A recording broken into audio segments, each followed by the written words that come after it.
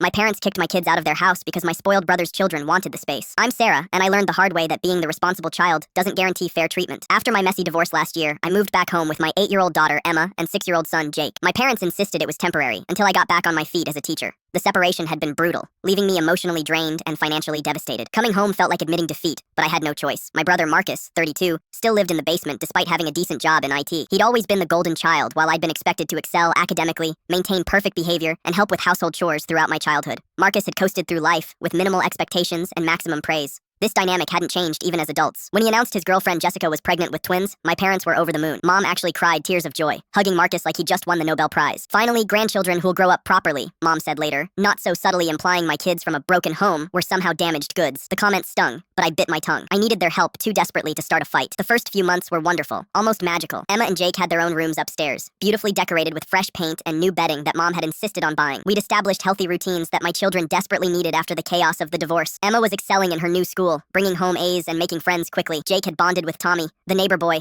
and their laughter echoed through the backyard every afternoon. Dad would spend hours helping Jake perfect his baseball swing, offering patient encouragement and high fives after every improvement. Mom taught Emma to bake chocolate chip cookies every Sunday, flour dusting their matching aprons as they measured ingredients together. For the first time in months, my kids felt genuinely stable and unconditionally loved. I watched my children bloom under this attention, their anxiety from the divorce slowly melting away. Emma stopped having nightmares, and Jake's shy smile returned. I felt hopeful that we could rebuild our lives here, surrounded by family support. Then Marcus's twins were born in late spring, and everything changed overnight. Suddenly, every conversation shifted to, the babies need quiet, and we need space for proper nursery setup. Marcus started complaining loudly that my kids were too loud when they played after school, even though they were just being normal children. His girlfriend Jessica would sigh dramatically whenever Emma practiced piano, rolling her eyes about all the noise upstairs. The comments became more frequent and pointed. During what I thought was a pleasant family dinner, Dad cleared his throat and suggested, Sarah, maybe it's time you found your own place. The babies need consistency, and frankly, this house isn't big enough for everyone anymore. Mom nodded along enthusiastically, adding, Marcus's family needs to come first now. They're building something permanent here, something stable. You understand, don't you? I reminded them I was still saving for a security deposit on my teacher's salary, and that Emma had finally stopped crying herself to sleep every night. We just need a few more months, I pleaded. The kids are doing so well here. Emma's grades are the best they've ever been. But Mom's expression had already hardened into that familiar look of disappointment I remembered from childhood. 2 weeks, she said firmly. The babies need those upstairs bedrooms for when they're older. Marcus deserves stability for his real family. That phrase, real family, hit me like a physical blow. I excused myself before the tears could start. That night, I overheard Marcus on the phone in the kitchen, bragging to someone about getting the freeloaders out so his kids could have the whole house eventually. He was laughing, actually laughing about our situation. The next morning, Emma approached me with worried eyes while I packed boxes. Mommy, why does Grandma seem angry at me? Did I do something wrong? She asked, her small voice filled with confusion and hurt. I pulled her close and didn't know how to explain that some grandchildren apparently matter more than others. How could I tell my 8-year-old that love in this family came with conditions she'd never be able to meet?